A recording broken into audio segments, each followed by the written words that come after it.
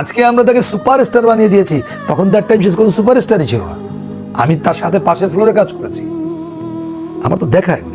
সালমান শাহ এই ছেলেটাকে এই ইন্ডাস্ট্রি শেষ করে দিয়েছে, মেরেছে তাকে।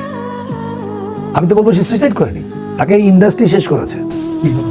কিভাবে করেছে দেখেন, তাকে সে যখন এই ইন্ডাস্ট্রিতে ছিল, এই ইন্ডাস্ট্রিতে যখন ছিল তার কিন্তু মূল্যায়ন হয়নি। আপনি বলেন সে কোন অ্যাওয়ার্ড পেয়েছে বাংলাদেশে? পেয়েছে?